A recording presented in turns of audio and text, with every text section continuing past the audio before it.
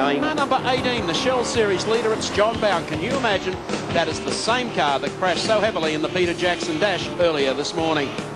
It's time now for heat number 1. Let's look at the lineup. Peter Brock, the Grand Man, and the Mobile Commodore has pole position with a 102.55. Sharing the front row is Glenn Seaton, the Peter Jackson Falcon, with a 102.77. Row number 2, Thomas Pizzera, the Mobile Commodore, and Larry Perkins in the Castrol machine. Row 3 is Tony Longhurst. What a great effort that in the Castrol Falcon. With Jimmy Richards, another great superb performance in qualifying in the Winfield Commodore. Row 4, Neil Crompton in the Coca-Cola Holden, and alongside him, championship leader John Bowen.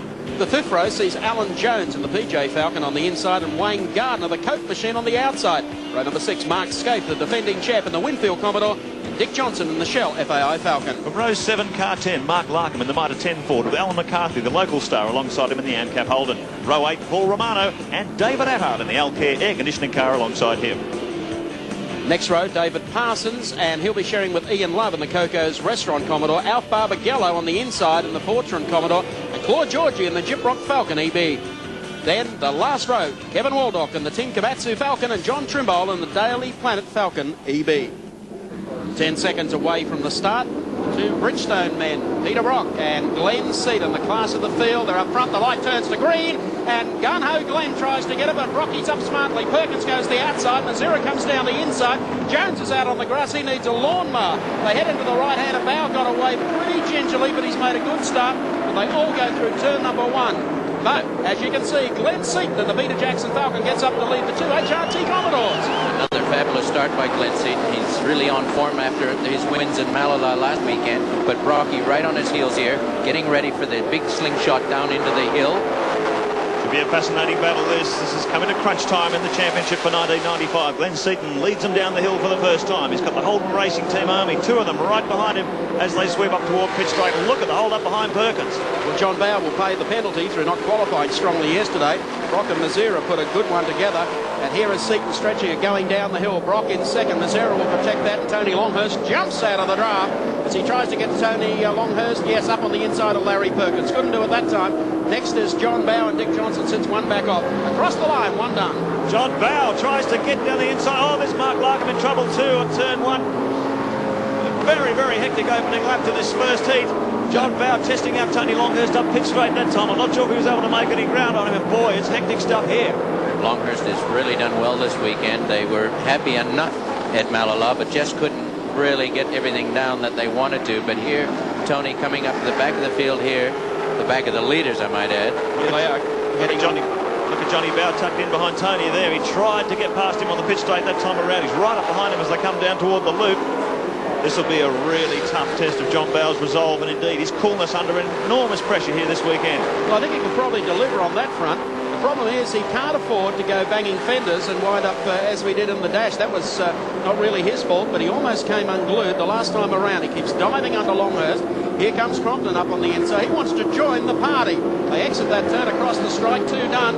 And Glenn Seaton's out to a 3-car lead over the 2 HRT Commodores of Peter Brock and Thomas Pizzera. Just a fantastic echo here past the main straight with the revs of 7.5. All these V8s pounding out horsepower, thousands and thousands of horsepower here in front of us in one go. They just look fantastic. I'll tell you what, you've got to give a big green tick to the guys at Shell FAI. Those great team of engineers, Jimmy and Ross Stone, working on this car. It was very, very badly damaged, car 18. The front chassis rails are actually bent, but they've got their own repair equipment on it to get the car repaired. And look at it, it hasn't got a scratch on it. Absolutely fantastic work on behalf of the Shell FAI guys. They're not going down without a fight. Well, they say in this business you can get yourself in trouble quite easily, but it's getting out of it that counts. And they've done a superb job here this morning to get John back into this race. Look at the high-speed freight train here, and here's the pressure man. Peter Brock, second in the championship, and Bow really cannot afford to let this guy get too far in front of him. He really needs to leave this championship round with 21 points ahead of Brock if he's going to win it. Boy, he's got a tall order on his plate today.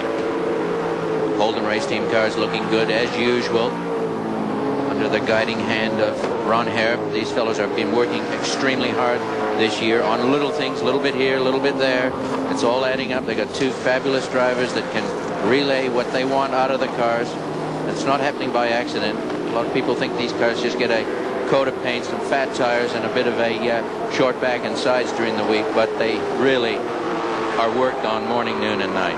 Let's take Castrol Oil's race cam. We ride with Larry Perkins. He sits in behind the two mobile Commodores of Peter Brock and Thomas Mazzera.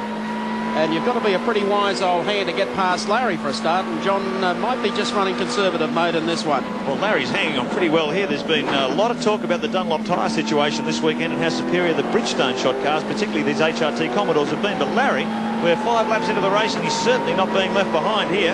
Tremendous run. He's certainly concentrating here. He's shadowing Mazzera and letting him know that he's not just going to trail around here for 30 laps. I'll tell you, just in front of these, Glenn Seaton, he's just set a new mark, I think. 58.1 we had up on the timing monitor before. 58.3 that time around. The lap record is a 58.3, so Seaton running right on lap record pace out of the front of this pack. Last time across, 3.1 seconds the lead over Peter Brock that time around. Tricky part of the circuit. They go down this hill, a big, wide horseshoe. Got to place it just right. Apex here, the bottom of the hill, to get yourself ready where you can plant your foot on the gas and get up the hill, right out to the edge of the track, using every millimeter of real estate available to them there. Look at Larry Perkins setting up the HRT car here. Dives down the outside of Mazzera as he got him covered under brakes. Larry's on a real charge here. Very impressive run from the Castrol Commodore. Not able to do anything about that, as our race cam shows very clearly. Larry gets squeezed on the inside. Yes, he did. That's Thomas protecting. John Bayer can look forward to some of that if he gets down here. Now there's Perkins. He'll accept that. I wouldn't want to do it a second time to him. Might wind up with just a little nudge. John's not going to get involved here. He's had his experience this morning in the dash where he had the front of his car wiped off, and with these two battling so closely, he's not going to get involved and sacrifice getting hurt himself. Well, the track's still very green. We've had a lot of rain in WA, particularly over the last couple of days, and the track very green. You can see the cars have been sliding around earlier in the day, but they're trying to get a nice racing line down. Plenty of rubber going down, but the cars perhaps running a bit stronger. And these times, very, very quick times in the low 58-second bracket. And hasn't the weather today been just the bonus for organisers? It has rained here in the west for the last 3 or 4 days. Actually, this morning, as we left to come to the circuit, around about 6:45, it was still overcast and sprinkling. By goodness me, have they got a crowd. They're packed in here like sardines as Larry Perkins works the outside here on Thomas Mazzera. Expect something to happen here shortly. He's doing it hard, and Thomas is doing exactly what he should be doing. Driving it as if he was leading the race is absolutely no different here. The only time you have to pull over and make a sporting gesture to any driver behind you is if you're being lapped.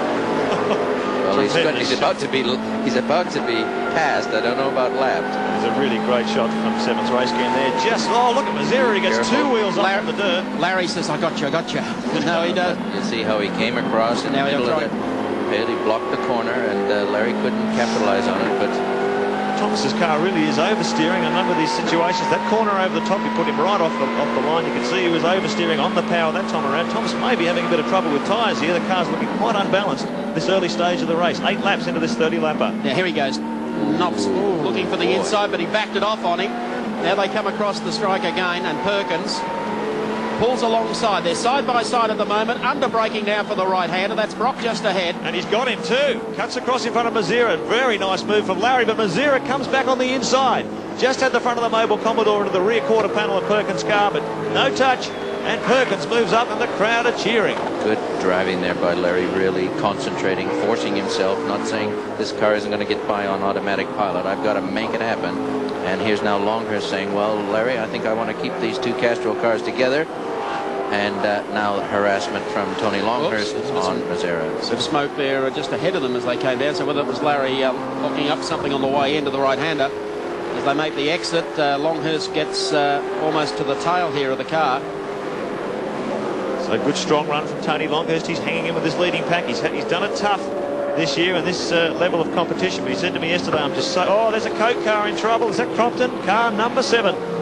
Way off there in the Sahara Desert. Smoke coming out of the car, and he will stay there for the remainder of this heat. Yeah, no way he can get out of there. He's got a lot of smoke coming out the front too, so... Doesn't look good. It doesn't look good. Neil Crompton exits. He's beached.